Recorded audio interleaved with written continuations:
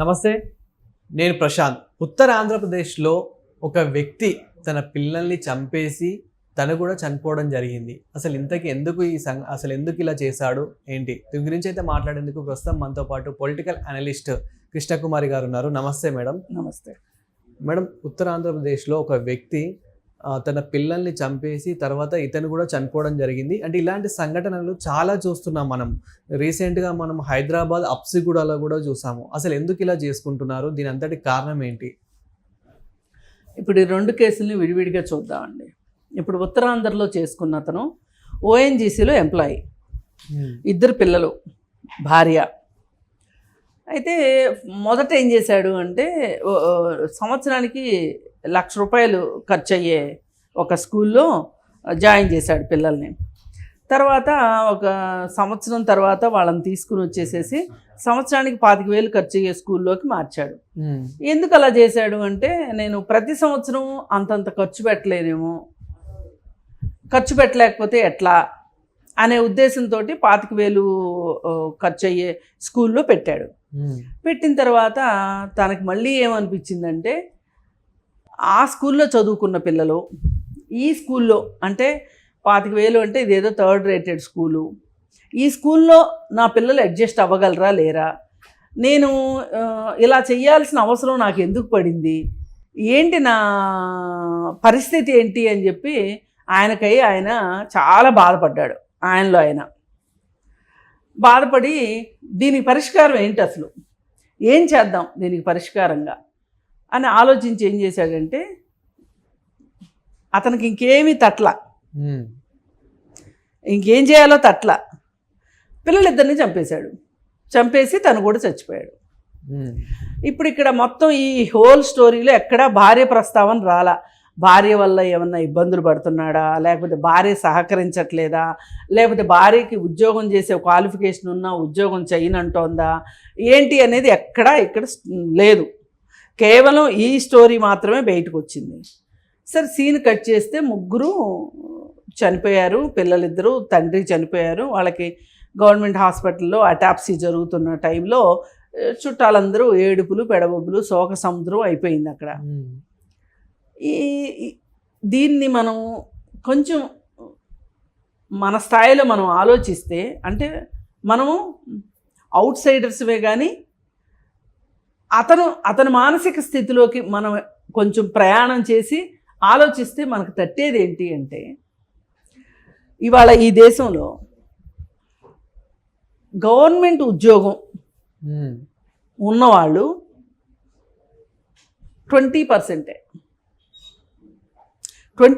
Government ఉద్యోగం ఉన్నవాళ్ళు. అంటే ఆర్గనైజ్డ్ సెక్టార్ అంటారు దీన్ని. ఆర్గనైజ్డ్ సెక్టార్ అంటే ఏంటంటే, గవర్నమెంట్ బ్యాంకులు, స్కూళ్ళు, కాలేజీలు, గవర్నమెంట్ ఆఫీసులు, అంటే అకౌంట్స్ డిపార్ట్మెంటు, గవర్నమెంట్ నేను చెప్పే ప్రైవేట్ కాదు, వీటన్నిటినీ కలిపితే ఉన్న ఉద్యోగుల్లో, అంటే మన టోటల్ మన దేశంలో 100 మంది ఉద్యోగులు ఉంటే 100 మంది ఉద్యోగుల్లో 20 మందే సంఘటిత రంగంలో పనిచేస్తున్నారు. అంటే ఏంటి సంఘటిత రంగం అంటే, వీళ్ళకి ఉద్యోగం గ్యారంటీ, సెలవులు guarantee, PF guarantee, gratuity guarantee, pension guarantee. అయితే 2000 సంవత్సరం నుంచి ఇప్పుడు పెన్షన్ లేదు. ఏవో సిపిఎస్లని ఏవేవో కొత్త విధానాలు తీసుకొచ్చారు. ఈ కొత్త విధానాల వల్ల మాకు భయంగా ఉంది, మాకు పెన్షన్ లేకపోతే ఎట్లా, మాకు పాత పెన్షన్ విధానమే మాకు కావాలి అని చెప్పి చాలామంది ఆందోళన చేస్తున్నారు. కొంతమంది యూనియన్ నాయకులు కూడా ఆందోళనలు చేస్తున్నారు. సరే, ఒక పెన్షన్ విధానాన్ని పక్కన పెడితే మిగతా విషయాల్లో జాబ్ గ్యారంటీ ఉంది వాళ్ళకి. నెల 1వ తారీఖు జీతాలు పడతాయి. ఇప్పుడు రైతులాగా వ్యవసాయం చేసి తలపైకి ఎత్తి చూడాల్సిన అవసరం లేదు, వీళ్ళకి జీతం వస్తుంది. వీళ్ళకి సంవత్సరంలో 30 లీవులు ఉంటాయి.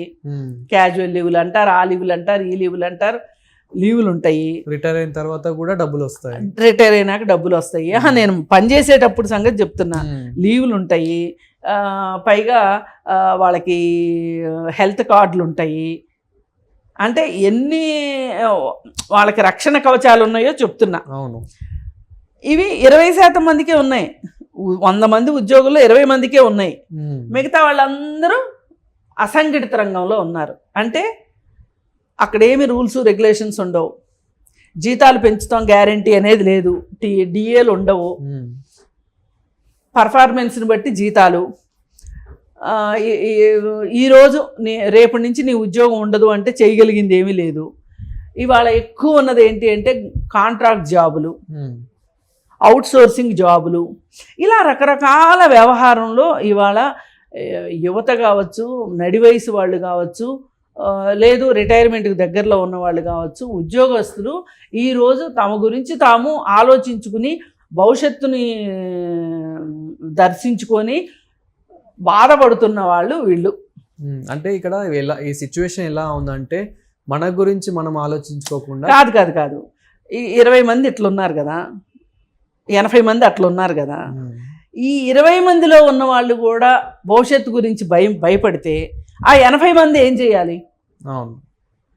ఇది ఇక్కడ మనం సీరియస్గా ఆలోచించాల్సిన విషయం ఏంటి అంటే, ఈ 20 మందిలో ఉన్నాడు ఇతను, గవర్నమెంట్ జాబ్ ఉంది, ఓఎన్జీసీ అంటే central government job, central government job ఉంది, నీకు ప్రతి నెల జీతం వస్తుంది, ప్రతి సంవత్సరం డిఏ పెంచుతారు, అంటే కరువు భత్యం పెంచుతారు. మరి నువ్వు ఏమైనా లోన్లు కావాలంటే గవర్నమెంట్ ఎంప్లాయీ కాబట్టి లోన్లు కావాలంటే లోన్లు ఇస్తారు. ఒక చిట్ ఫండ్ కంపెనీలో చీటీ వేసుకున్నావు అంటే నీకు గ్యారంటీ పెట్టడానికి నీ పక్కన ఎంప్లాయీస్ ఉంటారు. మరి ఇంక నీకు వచ్చిన నొప్పి ఏంటి, నీకు వచ్చిన బాధ ఏంటి అంటే, కొంతమంది మిస్సింగ్ అవుట్ మెంటాలిటీ తోటి భయపడుతూ ఉంటారు. ఓకే. మిస్సింగ్ అవుట్ ఏంటి అంటే అన్నీ ఉన్నా ఏదో లేదు అనే ఒక భావనలో, ఒక కాన్సెప్ట్లో బతుకుతూ ఉంటారు. ఇంకా కావాలి, ఉన్నది సరిపోదు, ఇంకా ఏదో కావాలి. ఆ ఏం కావాలో కూడా సరిగా తెలీదు, ఏం కావాలో కూడా పూర్తిగా తెలీదు. ఇవాళ రోజునండి గవర్నమెంట్ స్కూల్లో ఎడ్యుకేషన్ బాగానే ఉంది నన్ను అడిగితే. అవును. చాలామంది చెప్పిన మాట వినకుండా డ్రైవర్లు కావచ్చు, లేకపోతే చిన్న చిన్న ఎంప్లాయీస్ కావచ్చు, వీళ్ళు గవర్నమెంట్ స్కూళ్ళని నమ్మట్లా, అంటే ప్రభుత్వాన్ని నమ్మట్లా, ప్రైవేట్ స్కూళ్ళకి పంపిస్తున్నారు. ఇప్పుడు గవర్నమెంట్ స్కూళ్ళల్లో ఉద్యోగాలు వచ్చేది ఎవరికి? బీఈడీ చేసి డిఎస్సి రాసి సెలక్షన్లో వచ్చిన వాళ్ళకే ఉద్యోగాలు ఇస్తారు. అంటే ఎన్ని వడపోతలు జరుగుతున్నాయి. ఆ వడపోతల ప్రకారం ఒక టీచర్ వచ్చి పాఠాలు చెప్తుంటే మీకు రుచించట్లా. అదే ప్రైవేట్ స్కూల్లో వాళ్ళకి బీఈడీ ఉండాలని లేదు, ఎంత తక్కువకి వస్తే అంత తక్కువ తీసుకొని చదువులు చెప్తారు.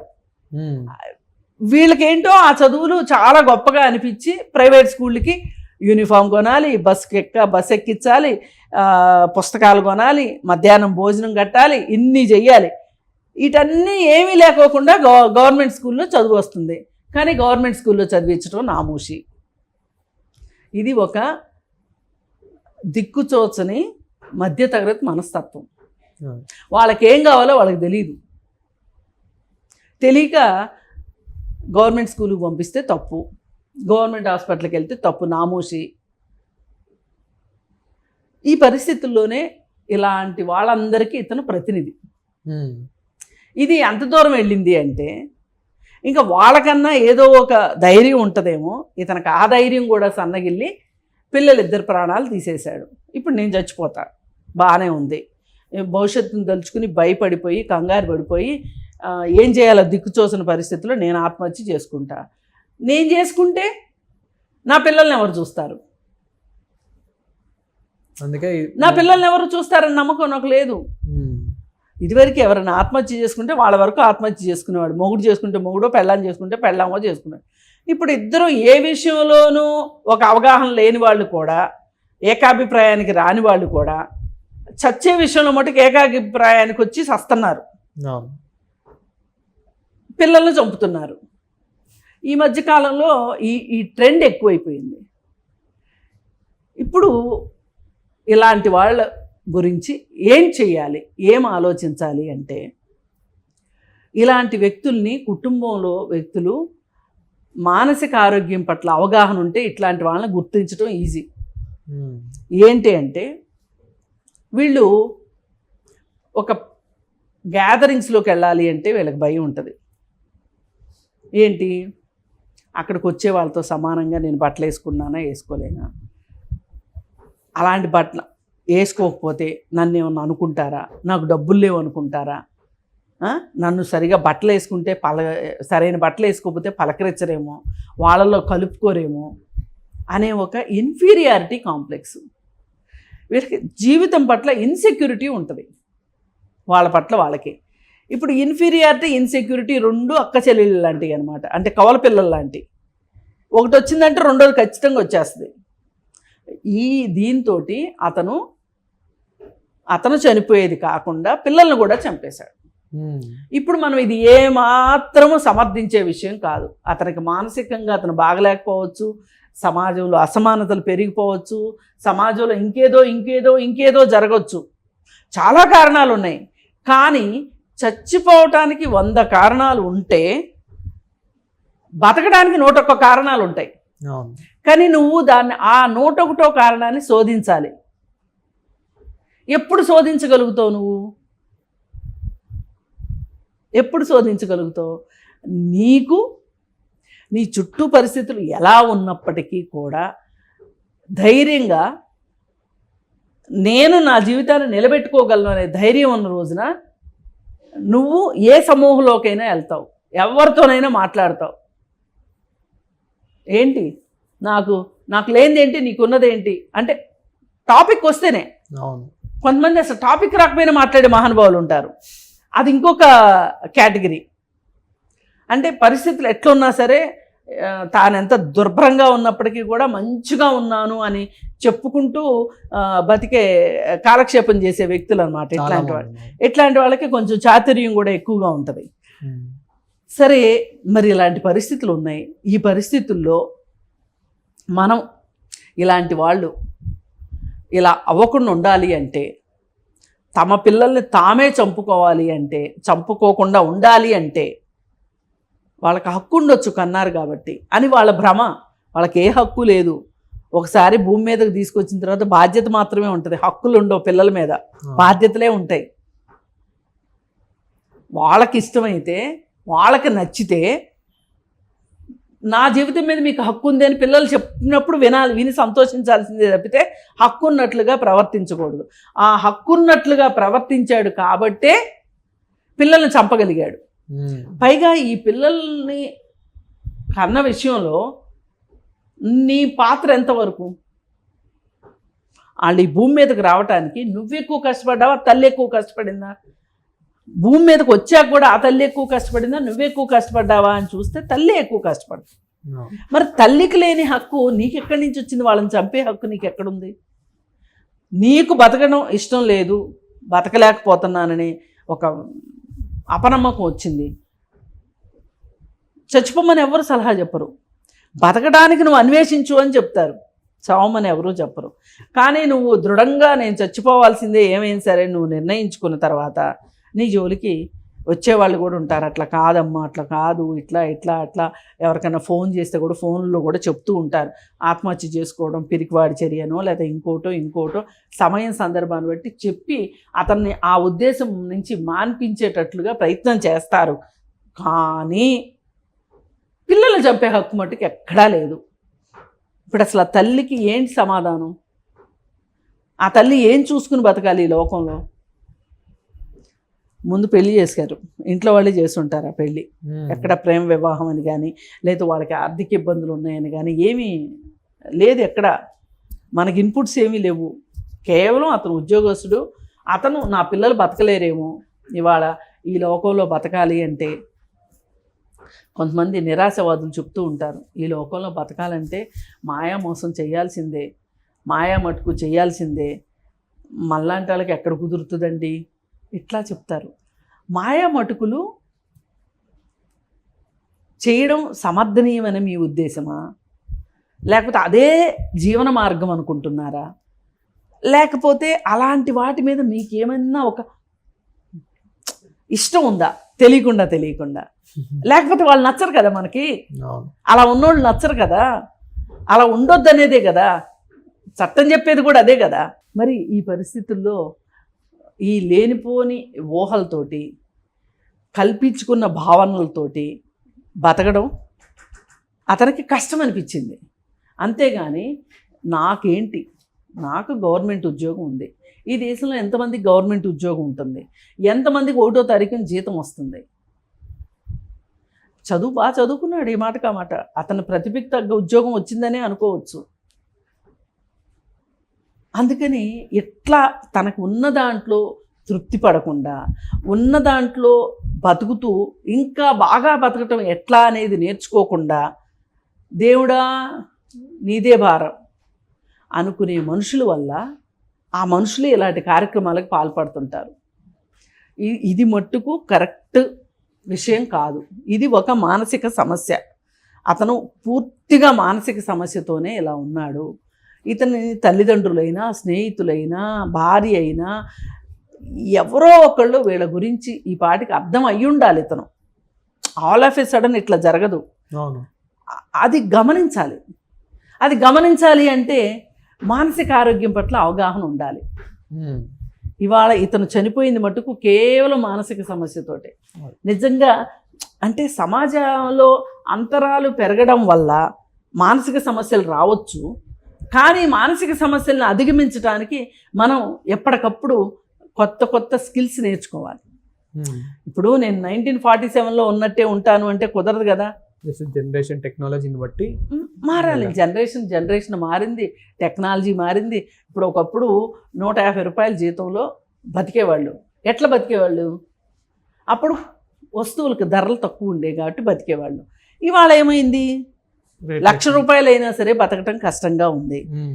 మనం చేయాల్సింది ఏంటి అంటే, మనం ఏదన్నా ఎక్కువగా ఖర్చు పెడుతున్నామా ఎక్కడన్నా, అవి మానేసుకుని కొంచెం పొదుపు మంత్రంతో బతకటానికి ప్రయత్నం చేయాల్సిందే తప్పితే, గవర్నమెంట్ ఉద్యోగం ఉన్నోడు కూడా ఈ సమాజంలో బతకలేడు అంటే ఇంక వేరే వాళ్ళు ఎట్లా బతుకుతారు? ఉండటానికి ఇల్లు లేని వాళ్ళు, రైల్వే స్టేషన్లో పడుకునేవాళ్ళు, రోడ్ల పక్కన కూరగాయలు అమ్ముకునేవాళ్ళు, ఫ్రూట్స్ అమ్ముకునేవాళ్ళు, పూలు అమ్ముకునేవాళ్ళు, అడ్డా మీద కూలీలు, వీళ్ళందరూ బతుకుతున్నారు. నీ గవర్నమెంట్ ఉద్యోగం ఉంటే, సెంట్రల్ గవర్నమెంట్ ఉద్యోగం ఉంటే బతకలేకపోయావు, రేపు నా పిల్లలు బతకలేరేమో అనే ఉద్దేశంతో పిల్లల్ని చంపి నువ్వు చచ్చిపోవడం మట్టుకు ఇది ఒక రకంగా సమర్థనీయము కాదు, క్షమించే విషయము కాదు. ఇతనిని మట్టుకు ఇతనికి ఏదో ఒక ప్రత్యేక అవసరం ఉంది అని మట్టుకు ఆ ఇంట్లో వాళ్ళు గమనించలేకపోవడం కూడా ఇంకొక పొరపాటు అయింది. కొంచెం గమనించుంటే అతనికి దూరంగా పిల్లల్ని ఉంచితే గనక పిల్లలైనా బతికుండేవాళ్ళు. Thank you madam.